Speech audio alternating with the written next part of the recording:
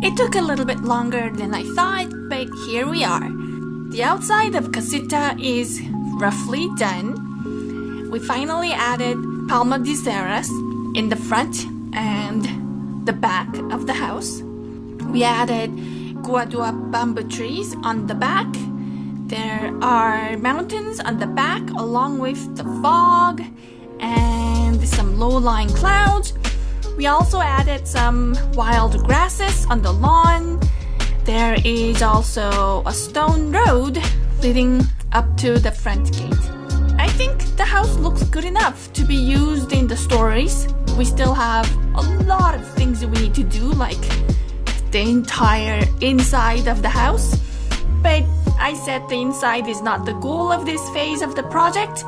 We will get that done before we start the Encanto series, but for now, I just want Mirabel and her family to attend the royal wedding and get them integrated into our doll's world. So we need some kind of an excuse to get them invited and make them friends with other characters.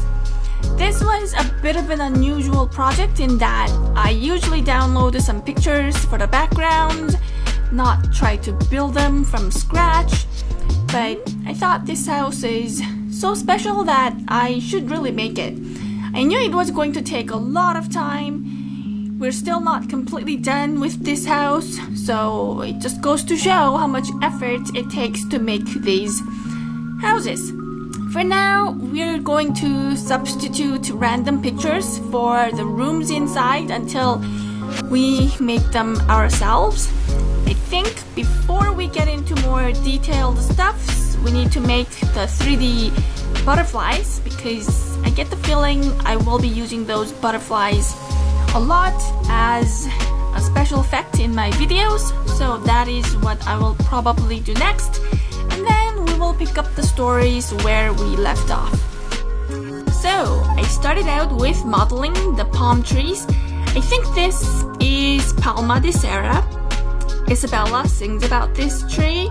They're also called wax palm trees.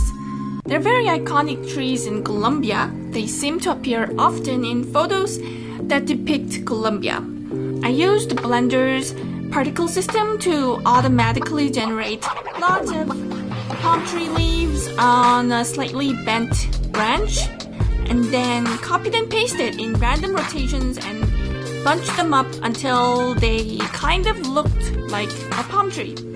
The tree trunk is made from an elongated cylinder. It is slightly bent in various places so they look natural. I covered it up with a palm tree bark texture. I planted 4 palm trees on the front of the house and 8 palm trees on the back of the house.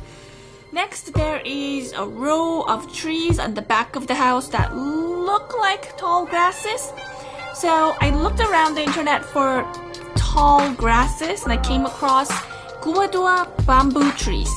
They were used to make houses in Colombia as well as other South American countries.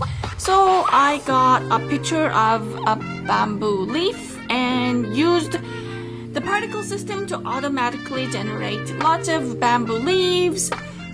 For the bamboo shaft, I created a very thin and long cylinder and covered it up with a bamboo image texture. I bent the shaft a little bit so bamboo looks like it is leaning either from the weight of its leaves or from the blowing wind.